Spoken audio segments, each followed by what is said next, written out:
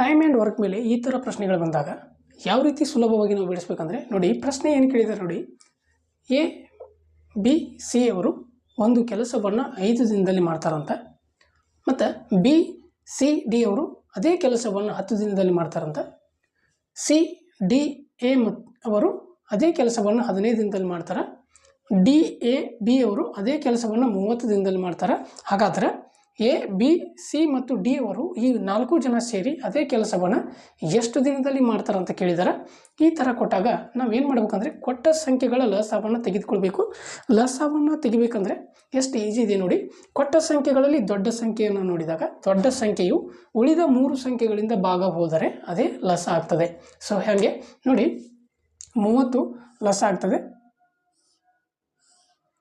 ಈ 30ಅನ್ನು ನಾವು ಒಟ್ಟು ಕೆಲಸ ಅಂತ ಕರಿತೀವಿ. ಈ 30ಅನ್ನು ಒಟ್ಟು ಕೆಲಸ ಅಂತ ಕರಿತೀವಿ, ಹೌದಾ? ಇನ್ನು ಎಫಿಸಿಯನ್ಸಿ ಹೆಂಗೆ ಕಂಡುಹಿಡಿಯುವ ಅಂದರೆ, ಎಫಿಸಿಯನ್ಸಿ ಅಂದರೆ ದಕ್ಷತೆಯನ್ನು 5 ಎಷ್ಟಲೇ 30 5 6ಲೇ 30, 10 3ಲೇ 30, 15 2ಲೇ 30, 31ಲೇ 30, ಹೌದಾ? ಇಲ್ಲಿ 3 ಅಂದರೆ ನೋಡಿ ಎಷ್ಟು 3 ಸರಿ ನೋಡಿ, ಎ ಎನ್ನುವುದು 3 ಸರಿ ಇದೆ. ಹಾಗೆ ಎಲ್ಲವೂ 3 ಸರಿ ಇರುವುದರಿಂದ ಏನಾಗ್ತದೆ, 3 bracket A plus B plus C plus D, ಹೌದಾ? ಈ 3 ಈ ಎಫಿಸಿಯನ್ಸಿಯಿಂದ ಭಾಗಿಸಿದಾಗ 6 3 9, 9 2 11, 1 12, 12 ಡಿವೈಡೆಡ್ ಬೈ 3, 3 1ಲೇ 3 4ಲೇ 12.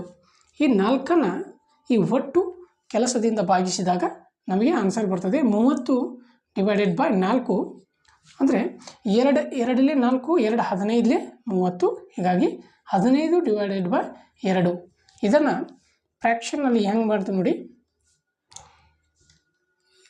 7.12 ದಿನಗಳಲ್ಲಿ ಈ ಕೆಲಸವನ್ನು ಈ 4 ಜನ ಸೇರಿ ಮಾಡ್ತಾರೆ, ಹೌದಾ?